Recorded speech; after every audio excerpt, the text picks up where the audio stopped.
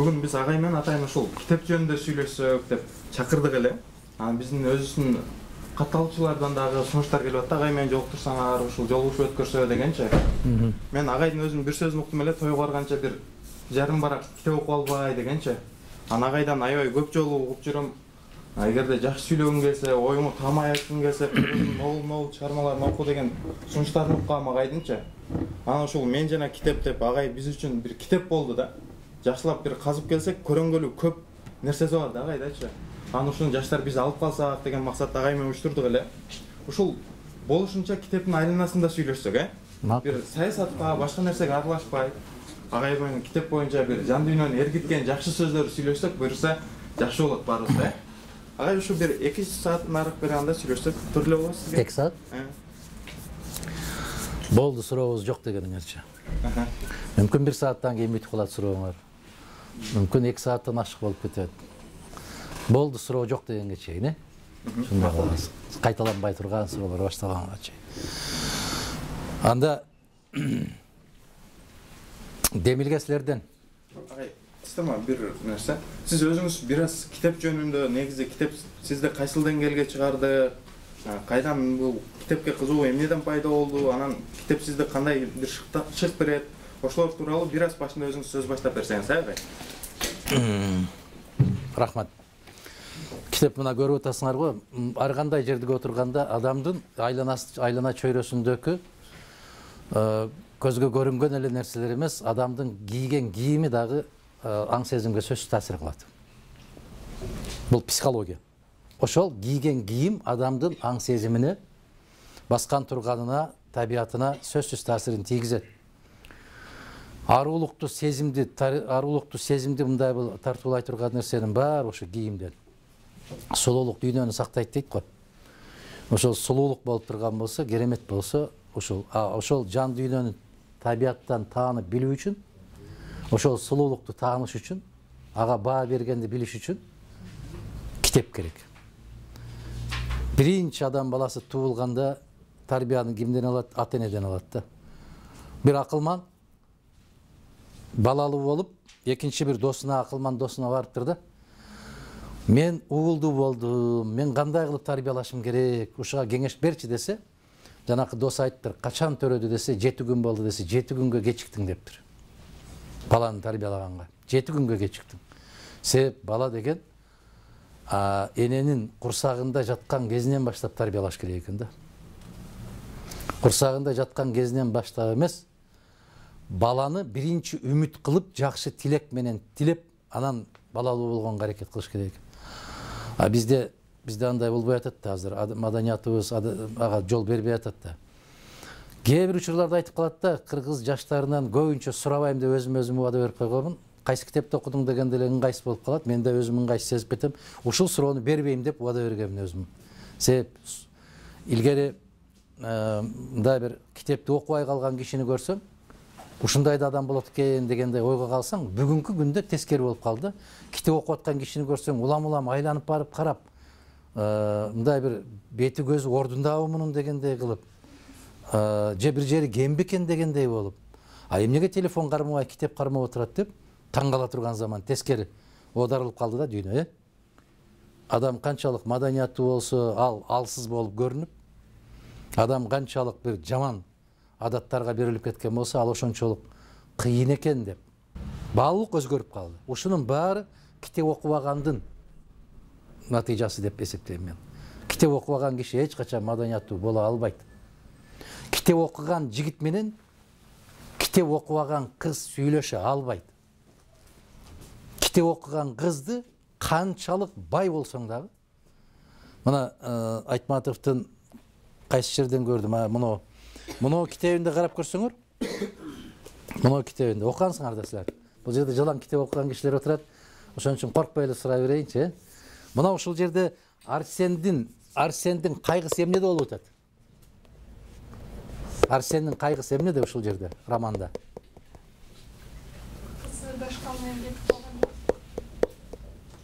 Ал бир варианты болсун. Кайгысы эмнеде ушунун?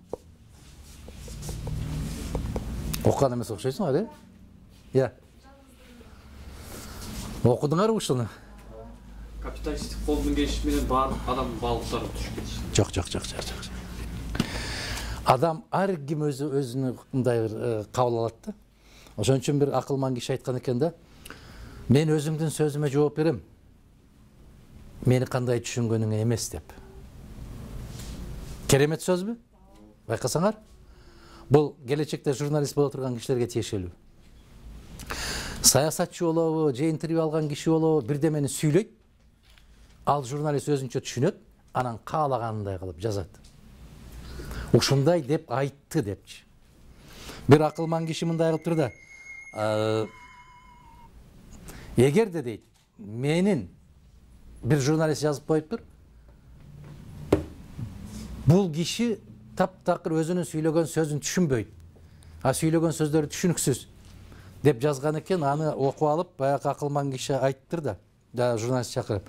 Эгерде менин сүйлөп аткан сөзүмдөн бир четин жулуп алып, башка жагын калтырып койгон болсоңор, ал менин сөзүмдөн эч кандай маани калбай калат деп айтса, ал журналист билесиңерби экинчи жолу эмне деп жазыптыр? Ал профессор мойнуна алды. Анын сөздөрүндө эч кандай маани жок экендигин деп жазыптыр да. Ошондуктан эң кыйын маселе, оор маселе адамда караңгылык, сабатсыздык. Могу жердеги Арсендин негизги кайгысы, Арсен өзү журналист да, туурабы? Ал сиздерге окшоп китепти көп окуган азамат жигит да. Бул дүйнө башка дүйнө болуп атпайбы? Оомал төкмөл дүйнө болуп атпайбы, Кыз айдайбы? Ошол эмнеге ошол болуп Арсендин бүт баскан турганын сүйлөгөн сөздөрүн түшүнбөй атат? Эмнеге түшүнбөй атат ал? Себеп анын ааламы башка, анын дүйнөсү башка. Ага мисалы Дордойго окшогон базар кому бийик да. Ошондойго эле күйөөгө чыгат да, туурабы?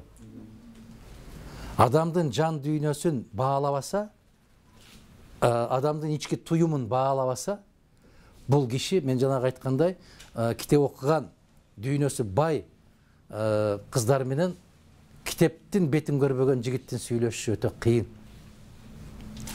Ар ким байлыктар кандайча сезет. Бирөө үчүн байлык бул керемет куруп койгон үйү, тээп жүргөн машинасы, же кийген кийими, руханий байлыкты көзгө көрүнбөйт да. Бул ал байлыкты эч ким эч кандай кылып сатып ала албайт.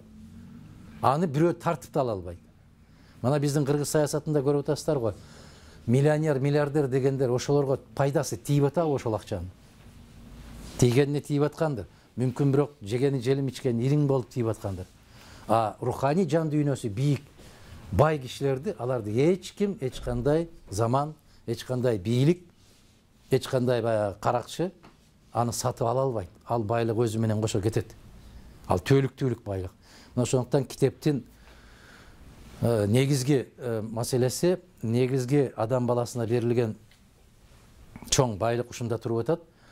Биз 3000 жыл башта жашаган эмеспиз да. Бирок 3000 жыл баштагы жасаган адамдардын тажрыйбасын, алардын философиясын, алардын адабиятын, алардын поэзиясын биз ала алабыз. Кантип? Китеп аркылуу. Сократ менен чогуу жашаган эч ким жок да. Мына ошол Сократ эмне деп ойлоду? Аристотель эмне деп ойлоду? Молдо Кылыч эмне деди? Молдо Нияз эмне деди? Биздин Жусуп Баласагын эмне деп атат? Калыгул эмне деп айткан? Барп эмне деп айткан? Ушулардын баарын билесиңерби? 3000 жылдык тарыхты жуурултуп келип, адам жан дүйнөсүнө сиңирип алса болот да. Мына ошо киши ушул байлуулукка ээ болгондон кийин эч нерсе кызыктырбай калат аны. Мына дүйнө жалган экенине көзү жетет. Себеп дүйнөнүн жалгандыгын байыркы философтордон баштап, соңку биздин кыргыз акын жазуучуларды карап көрүңүздөр. Ошол эле Барпын алгыла, ошол эле Молдо Ниязды алгыла, ошол эле Калыгулду алгыла. Бул дүйнөнүн бир тыйынга татпаган деп атпайбы? Анда эмне эле биз тырманып атабыз? Бир нерсеге жетебиз дегендей болуп. Нух алейхиссалам деген пайгамбар болгон. Нух, Ной дейт орустар. Ошол киши канча жыл өмүр сүргөн? 950 жыл пайгамбарлык кылган, 1000 жыл жашаган дейт. 50 жашында пайгамбарлык даража келген болсо, 950 жыл пайгамбарлык кылган. Мына ошол киши өмүрүнүн аягында Азраил алейхиссалам келет дагы жан алгыч бериште. келип сенин убактың бүттү жер бетиндеги убактың. Ушундай деген жараткан ушундай деп сурап атат. Кааласаң каласың жердин бетинде, кааласаң кетели деген тандоо да. Кааласаң ушул кармап турган өгүзүңдүн терисинде канча түк болсо, кыл болсо, ошончо жыл өмүр берели дейт. Деп жараткан айтып атат. Андан кийин эмне болот десе, андан кийин өлүм дейт. Баары бир арты өлүм болгондон кийин анда азыр эле алгыла дейт да. Эгерде өмүрдүн ушунчалык кыскалыгын билгенде, мен могул алачыкты курмак эмесмин дептир. 1000 жыл жашаган киши, пайгамбар, өмүрдүн ушунчалык кыскалыгын билсем, могул алачыкты курмак эмесмин дептир. Караңыздарчы. Бүгүнкү заман эмне болуп атат? Ушунчалык кыска, ал 1000 жыл жашаптыр. Бизде 70-80 жыл берген болсо, Аллахка шүгүр деп атабыз го. Ушул өмүрдүн ичинде тырмаланып 3 кабат там курабыз, 2 шуба кийебиз, 15 өтүк алышыбыз керек, алтын сыргам жок, же дагы бир балекеттер жок деп өзүбүздүн жаныбызды кыйнап атабыз да. Ушунун баары монол керемет китеп дүйнөсүнө кирбегендин кесепети. Жанагы кедей эмес, кедейлигинен кедей эмес дейт, тойбогондугунан кедей дейт го. Мисалы бизде Кыргызстандагы миллионер болгон азаматтар бар, карасаңар өтө начар жашап атат да. Интервью алып калсаң эле аябай кыйналып аткан болуп, шоркелдей болуп, өмүр өтпөй аткандай болуп, тескерисинче мына айылдан элеттен бир жакшынакай керемет бир үй бүлөлөр бар да, жакшы айылдык турмуштарды чагылдырып калган учур болуп калат кээде. Карасаңар бир саан уyu бар, бир 10-12 тоогу бар. Ошолор аябай керемет. Аял эркек бири-бири менен ушунчалык ынтымактыкта жашап атат. Ушундай керемет дүнүйө, ошондой бир көркөм азамат сезилет аларга. Баягындай 3 кабат ак сарайларды салып алгандардын ичине кирип барсаң, тоңуп каласың, үшүп кетесиң, себеп мейир жок. Эми ошонун тандоо жолу. Могул жигит суроо берди, атыңды ким дедиң эле? Атым Нышанбай. Нышан мырза суроо берип атпайбы? Китептин дүйнөдөгү адамзаттын, адам баласынын жашоосундагы орду кандай болот дегендей болду. Орду эң негизги орун бул.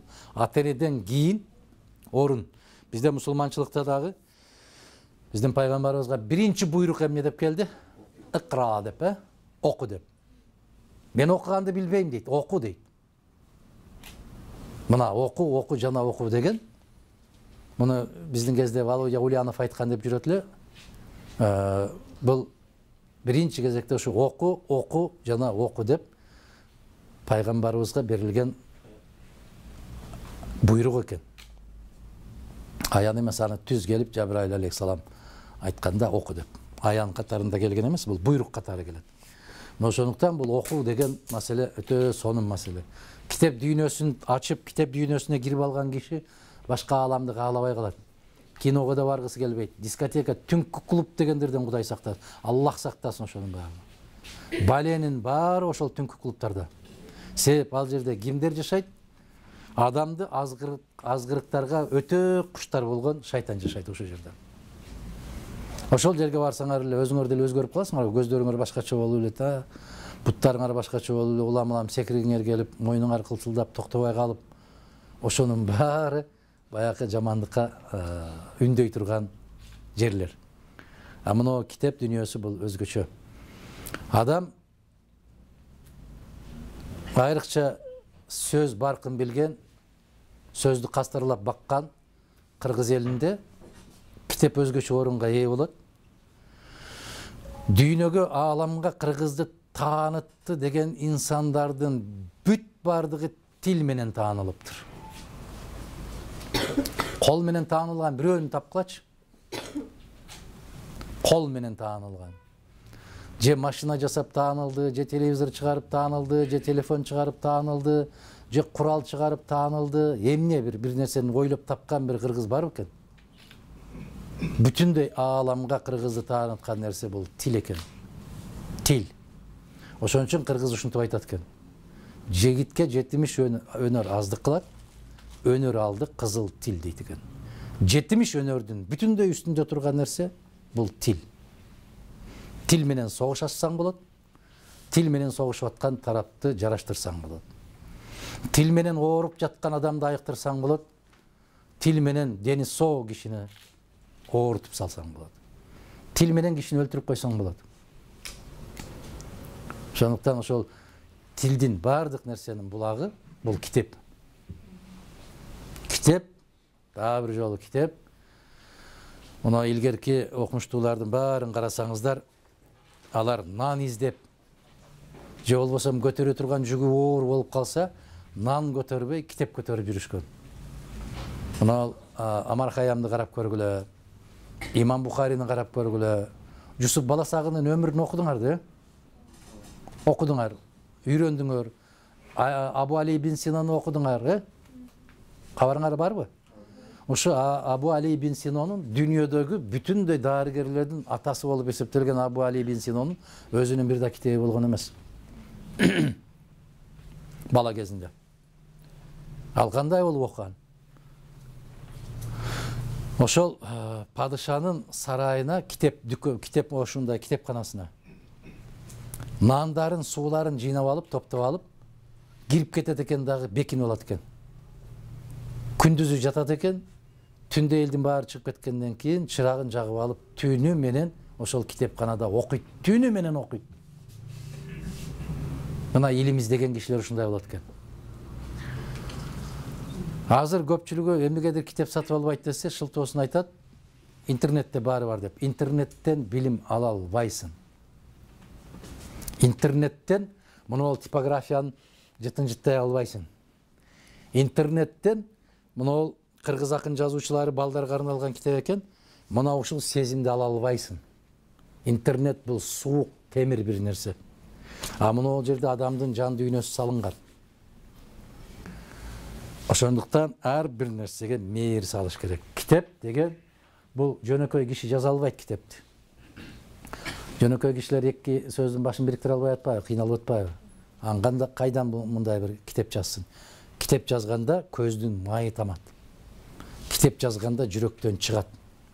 Айрыкча ыр жазган кишилер барбы? Ыр бул жүрөктөн чыгат. Китепти акылдан чыгарсаң болот. Бирок ырды акылдан чыгара албайсың. Ыр жүрөктөн гана кетет. Ошон үчүн поэзия бул ыр. Мен китеп жөнүндө кечке сүйлөй берем. Силер сурооңарды бергиле, андан көрө мындай бир тийиштүү, кызыктуу болгон суроолорду. Китеп качан жаралган? Биринчи китеп жазган ким болгон? Биринчи китеп жазган адамзаттын тарыхында биринчи китеп жазган, биринчи колуна калем кармаган киши ким? Я. Садагам. Конфуцийге чейин эле Ыдырыс алейхиссалам деген болгон. Ыдырыс алейхиссалам деген Ыдырыс пайгамбар болгон. Биринчи калем кармап, биринчи китеп жазганды үйрөткөн инсан Адам алейхиссаламдын 3-чү, 4-чү небереси болуп кетет. Небереси болуп кетет. Адам туулуп, адам жаралгандан кийинки биринчи колго калем кармаган ошол Ыдырыс алейхиссалам болот. Көрдүңөрбү? Ушунун баары кинодо бар дейсиңерби? Же бир башка интернетте бар дейсиңер? Жок, мунун баары китепте.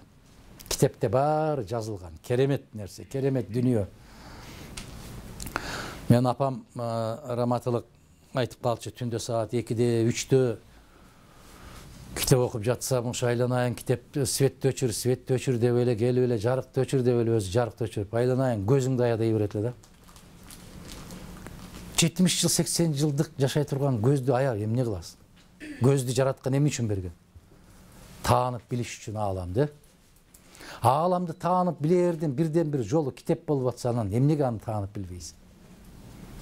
Көздү эмнеге жумшаш керек? Ар бир жараткан мүчөбүздүн өзүнүн бир милдеттери бар. Ошол милдеттерин толугу менен аткарганга аракет кылышыбыз керек. Иша мырза, жеткиликтүү эле го китеп жөнүндө киришчиз, Эми суроолор болсо бере берсек болот агайгачы. эгер азыр бир аз элдер суроону даярданса мен 1-2 суроо даярдадым эле агай. Ошолордон баштай берсек, мурункудан кийинкинин ашы бул табигый эле нерсе болсо керек агай, элибизде деле айтат го, мурунку кулактан кийинки чыккан мүйүз ашыптыр депчи.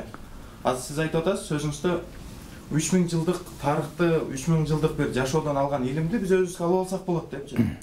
А бирок биздин коом азыр айтып атасыз, кайра экинчи сөзүңүздө биз артта калып калдык депчи. Биздин мындай болушубузга эмне себеп болду агай? Китептен алыстык да. Бул ошондо мурунку муундун бизге берген бир сабак болуп калдыбы, кандай болуп калат агай? Буга бир кененирээк токтолуп кетсеңиз. Мындай бир көрсөтүүлөр бар да. РЕН-ТВден загадки человечества деп берет да. Ошондо таң калып атат да. Мындан 5000 жыл башта дейт. Мына Египет пирамидаларын карап көргүлө, Майядагы пирамидаларды карап көргүлө, Мексикадагы. Кандай курал болду экен дейт да. Жанагы ташты ушунчалык тегиз тилген. Бүгүнкү 21-кылымдагы техника күчү жетпей атат ошого. Таң калыштуу да. Ошол мезгилде адамдар эмне менен кырккан ошол таштарды. Анан ар бир ташы 2,5 тоннадан болсо, аны кантип көтөргөн. Эмне менен көтөргөн деп акылдары кыйналып атат, билбей атат. Бул сырлардын баары Куранда жазылган. Өткөндө Нобель сыйлыктарынын ээлери акылман окумуштуулар Америка, Англия, Германия, Россия, Израиль бүт баары биригип келип, ушундай тыянакка чыгышты. Бул ааламдагы сырлардын катылгандыгынын баары Куранда болсо, Курандын 8 гана пайызы түшүнүктүү болуптур азыр. 92% түшүнүксүз экен. Ошондой катылган сырлардан. Көрдүңөрбү? Мына Америкада мындан 5-6 жыл башта bir профессор Нобель сыйлыгын алды. Нобель сыйлыгын алды. Ошол жерде жыйын өткөрүп атканда Нью-Йоркто Валерия Иман деп Порохова барып лекция окуп атканда, ошондо bir жөөт профессор туруп айтты: "Эгерде мен Куранды 17 жыл башта окусам, мен Нобель сыйлыгын 17 жыл башта алмакмын" деп. Ал эмне деген ачылыш ачты? Ал адамдын пайда болушунун биринчи күнүнөн, энесинин курсагында биринчи күнүнөн баштап кандай болуп пайда болот, кандай болуп өсөт, ошону ачып берди. А бул бизде жазылган. Көрдүңүзбү? Бул сыяктуу мисалдар аябай көп да. А биз артта калдыкпы деген суроого эмне деп жооп берем мен бүгүн? Алгебра кайдан чыккан? Арабтардан чыкты. Химия кайдан чыкты? Арабтардан чыкты. Астрономия кайдан чыкты? Исламдан да. Ислам, астрономия кайдан? Низами Ганджави деген уккансыңарбы? Я. Мына анан кандай биз бүгүнкү күндө алдыңкы коомбуз деп айта алабыз. Интернет бар кезде, WhatsApp бар кезде, Facebook бар кезде Низами Ганджави дегенди укпаптырмын деген сөзгө кантип артта калган эмеспиз деп айтабыз. Ал кезде телефон жок болсо, башка жок болсо, эмне үчүн Низами Ганджавинин доорунда Борбордук Азияда ошолордун арасында биздин ата-бабаларыбыз жашаган, алар уккан дагы бүгүн космоско учуп аткан заманда биздин жигиттер, кыздар Ганджавини укпай калат. Кантип? Азербайжандын эң көрүнүктүү акыны, эң көрүнүктүү окумуштуусу, эң көрүнүктүү жазуучусу Ширин ва Хасров деген романы бар, дастаны бар. Мен Бакуда болгон кезимде билесиздерби? Тагиров дегендин үйү деген, Тагировдун үйү деген ушундай бир имарат бар.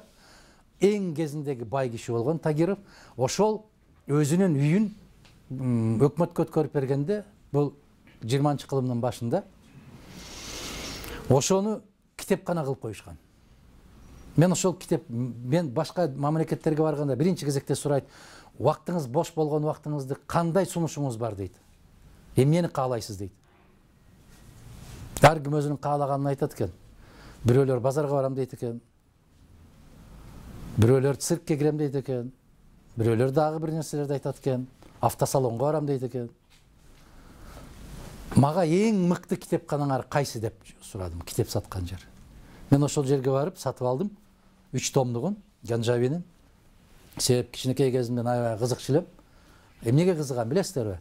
Ганжави 900-жылдары жашаган. 1048 жылы баштап Ширин жана Хасров деген дастанын 1051 жылда бүткөн болуш керек. Мен азыр билбейм канча жыл болуп кетти окуганыма. Азыр карап көрсөңүздөр, Уильям Шекспирден 500 жыл башта Ромео и Джульеттаны жазып атат. 500 жыл башта. Шекспир кайсы жылдары жашады? 1654 жылы. Караңыздар. 500 жыл башта ошол окуяны жазып атат. Ромео и Джульеттага окшогон көркөм чыгарма. Дал ошондой болуп бычак менен сайып өлтүрмөй, анан анын үстүнө өзүн өзү өлтүрүп жатып калмай. Тек гана бул жерде атасы менен баласынын ортосундагы согуш, ал жерде Веронага жиберип коет дагы, окуяны Италияга жиберип коюп, Италияда болду окуя дегендей. Ошондон кийин жана айтыш керек да, Ромео и Джульеттаны Низами Ганжави жазганбы, же Шекспир жазганбы деген маселе турат. Экинчи маселе. Низами Ганжави 12 жашында Куранды жатка жаттап алган жигит болот. 12 жашында. Ошол Курандын жардамы менен ошол кезде 1000-жылы 10-кылымда, 11-кылымда жер менен күндүн ортосундагы аралыкты так белгилептир, эсептеп чыгыптыр. Так. А бизде дүйнө жүзү боюнча айтып атат, муну ким эсептеп чыккан деп атат? Биринчи жолу адам баласы. Китеп окуган жигиттер, кыздар. Ким эсептеген дейт? Күн менен айдын жер менен күндүн ортосуну биринчи эсебин чыгарган ким деп жүрөт? Артта калыппызбы? Ошо эмнеге артта калды? Николай Коперник дегенди айтып жүрөт. Николай Коперник эсептеген дейт. Жок. 500 жыл башта Ганжави так эсептеп койгон. Андан сурайт, кайдан алдың муну десе, ошо китептен дейт. Кайсы китеп? Багы мен айткан Куран китеп. Караңыздар. Ушул химия пайда болсо, астрономия пайда болсо, алгебра пайда болсо, бүтүндөй илимдер ошол жактан пайда болуп келген болсо, эмне үчүн бүгүнкү күндө арабтар, араб дүйнөсү, ислам дүйнөсү артта калып калды дагы, Европа алдына чыгып кетти? Эмне үчүн? Байгерчиликтин кесепетинен. Байгерчиликтин кесепети. Адамдын курсагы ток болсо, кийими бүтүн болсо, анын ашказаны жакшы иштеген мезгилде мээси уктап калат. Ошону менен биз артта калып калдык. Мына орус акын жазуучуларын силерге жакыныраак болсо керек, мен дүйнөлүк классиктерди жөн коеюнчу. Низами Ганжавини дагы, Шекспирди дагы мындай кое туралы дагы. Некрасовду тааныйсыңарбы? Кудайга шүгүр. Некрасов ким болгон? Жазуучу. Кимдин баласы? Ким атасы? Атасы көптөгөн баягы адамдарды ээлеген, крепостной дыйкандарды ээлеген киши болгон, помещик болгон. Бир канча жери болгон, чарбасы болгон. Ошонун атасынан качып Санкт-Петербургка келет дагы, жертөлөдө жатып окуйт. Атасы айтат: эгерде мен айткандай кылбасаң, мен сага тыйын бербейм дейт. Мен сени окутпайм дейт. Атасы анын ким болгонун каалады. Таанып издедиңер, айткачы, ким болгонун каалады. Өзүнүн местосуна отургузуп. Өзүнүн орду жок да. Өзүнүн мест адвокат деген каяктагы кызым. Билбейбиз дегиле андан көрөчү. Эң жакшы нерсе ошол. Билбеген уят эмес. Билбей туруп сураганды уят кылган киши уят. Ал уят эмес. Билбедикпи, билбейбиз. А билбей турушу билем деген ушул уят өзү. Анан өзүнүн местасына дегенди балам, өзүнүн ордуна дейт кыргыз. Китепти канчалык көп окусаңар, тил ошончо таза болот. Анан баарын аралаштырып жибергенде тил кетет, бүтөт.